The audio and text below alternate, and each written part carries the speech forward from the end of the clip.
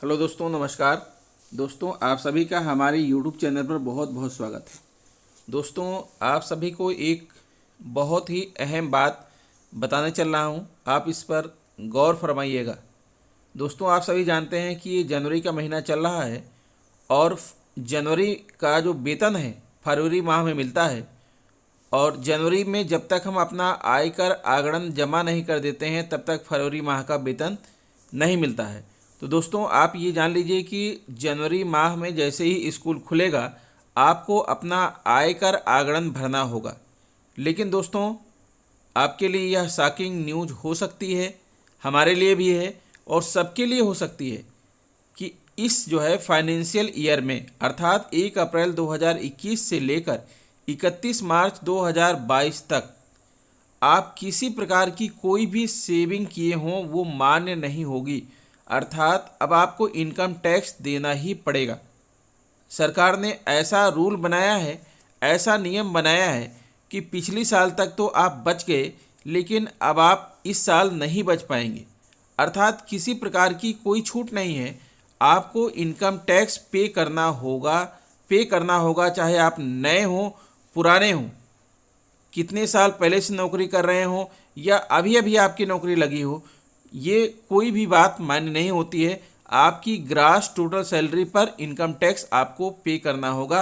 आइए देखते हैं, हमारे ज़िले में आदेश जारी हो चुका है, जल्द ही आपके ज़िलों में भी आदेश जारी हो जाएगा। हमारे ज़िले का आदेश क्या है और किस प्रकार से आयकर पे करना है आपको मैं बताने चल रहा हूँ। आप हमारी वीडियो पर बने रहिए, चैनल को सब्सक्राइब कर लीजिए और आवश्यक जानकारियाँ प्राप्त करते रहिए। तो आइए दोस्तों, हम आपको दिखाते हैं कि हमारे ज़िले का आदेश क्या है। जी हाँ, आप देख पा रहे हैं दोस्तों, जैसा कि मैंने कहा था कि मैं आपको अपने ज़िले का आदेश दिखा रहा हूँ और यह आदेश देखिए और इसी आदेश से सारी बातों का आप जो है अंदाज़ा लगा लीजिए। यह आदेश है कार्यालय वित्त एवं लेखाधिकारी बेसिक शिक्षा कौशाम्बी। पत्रांक लिखा हुआ है, दिनांक है 5 जनवरी 2021, समस्त खंड शिक्षा अधिकारी जनपद कौशाम्बी। आदेश को पढ़ते हैं। विषय है वित्तीय वर्ष 2021-22 में वेतन स्रोत पर आयकर कटौती किए जाने के संबंध में। दोस्तों, उपरोक्त विषयक आप अवगत हैं कि वित्तीय वर्ष समाप्ति की ओर है। ऐसी स्थिति में माह फरवरी 2022 के वेतन बिल पारण भुगतान के पूर्व समस्त परिषदीय कार्मिकों के आयकर आगणन प्रपत्र का परीक्षण करते हुए ससमय माह फरवरी 2022 के वेतन का भुगतान किया जाना है। अतएव आयकर विवरणी में निम्नांकित कार्यवाही अपेक्षित है। पहला, मार्च 2021 से फरवरी 2022 तक प्राप्त किया गया वेतन। दूसरा, देय महंगाई भत्ता 17 से 28 एवं 28 से 31% का अवशेष। तीसरा, वर्ष 2020-21 का प्राप्त बोनस अर्थात 6,908 रुपये। चौथा है, उक्त के अतिरिक्त वित्तीय वर्ष 2021-22 में भुगतान किए गए किसी प्रकार के अवशेष भुगतान की धनराशि। अर्थात अगर आप नए टीचर हैं, आपको किसी भी प्रकार का एरियर मिला हुआ है, पिछले वर्षों के लिए आपको एरियर मिला है, तो वह धनराशि भी इस साल जोड़ी जाएगी। इस पर आप ध्यान रखिएगा। मकान किराया भत्ता के संबंध में निर्धारित किराया रसीद एवं मकान मालिक का पैन नंबर अंकित किया जाए। अब आगे बढ़ते हैं। आवासीय ऋण पर ब्याज एवं मूलधन की छूट आयकर नियमों में प्राविधानित व्यवस्था के क्रम में छूट अनुमन्य होगी। भवन निर्माण पूर्णता का प्रमाण पत्र संलग्न करें। उक्त अतिरिक्त LIC से संबंधित स्टेटमेंट ही मान्य होगा। छूट से संबंधित समस्त प्रपत्रों की सुस्पष्ट छाया प्रतियां स्वहस्ताक्षरित कर 2 प्रतियों में विलंबतम 31 जनवरी 2022 तक संकलन की हार्ड कॉपी एवं सॉफ्ट कॉपी प्रत्येक दिशा में उपलब्ध कराना सुनिश्चित करें, जिससे माह फरवरी 2022 के वेतन भुगतान में किसी प्रकार से व्यवधान की स्थिति उत्पन्न न हो और बजट का समुचित उपभोग ससमय किया जा सके। संलग्नक उपरोक्तानुसार डॉक्टर देव कुमार यादव, वित्त एवं लेखाधिकारी, बेसिक शिक्षा कौशाम्बी। अब दोस्तों आगे बढ़ते हैं।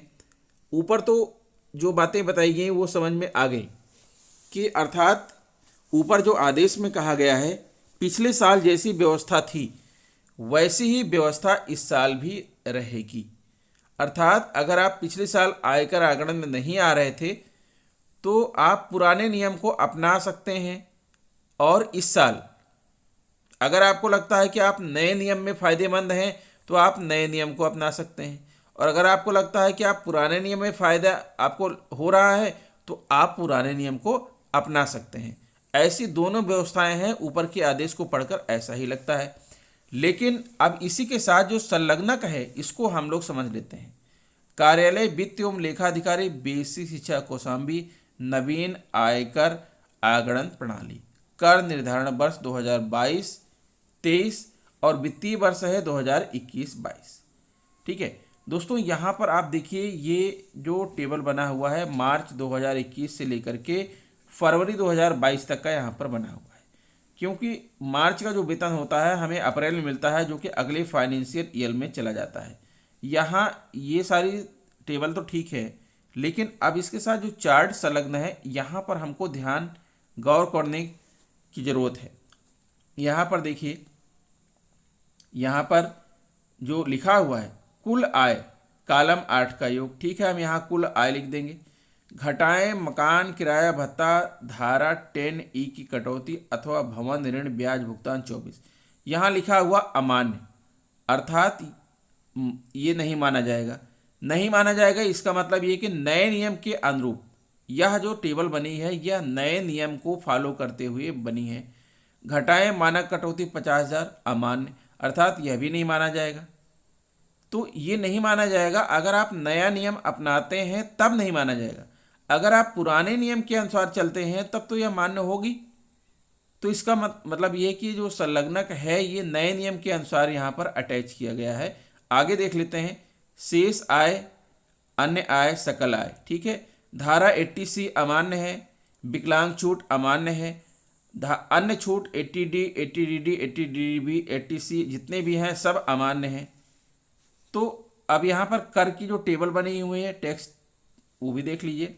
2.5 लाख तक कुछ नहीं होगा, 2.5 लाख से 5 लाख तक 5%, 5 लाख से 7.5 लाख तक 10%, 7.5 से 10 तक 15%, 10 से 12.5 तक 20%, 12.5 से 15 तक 25%, 15 से ऊपर 30%। ये नई टेबल यहाँ पर संलग्न की गई है। दोस्तों ध्यान दीजिएगा, अगर आप नया रिज्यूम अपना रहे हैं, नई टेबल के हिसाब से आप टैक्स फाइल कर रहे हैं तब तो यह लागू होगा। अगर आप पुराने के हिसाब से कर रहे हैं तो यहाँ पर ये पुराना टेबल नहीं है। पुराने टेबल में ये सारी चीज़ें जो भी छूट है वो मान्य है। आयकर छूट धारा 87A 12,500 मतलब ये तो मान्य है। कुल आयकर, स्वास्थ्य एवं शिक्षा उपकर, सारी बातें यहाँ पर सही हैं। बस इतना ही कहना है। देखिए यहाँ नोट में लिखा है सभी संलग्नकों पर अभ्यर्थी हस्ताक्षर अवश्य करें।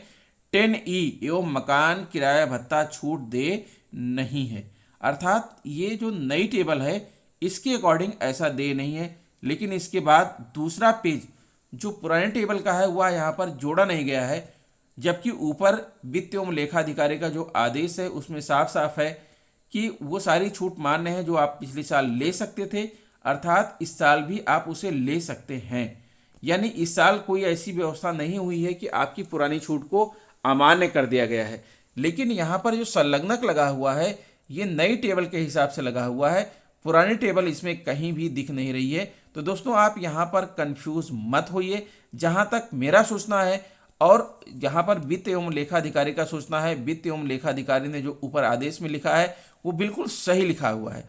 और उसके अनुसार यही है कि अगर आप जो है ओल्ड रिज्यूम को जो है फॉलो करते हैं तो पहले जैसे आप टैक्स में छूट पा सकते हैं। अगर आप नए को फॉलो करते हैं तो नए में किसी भी प्रकार की छूट आपको नहीं मिलेगी।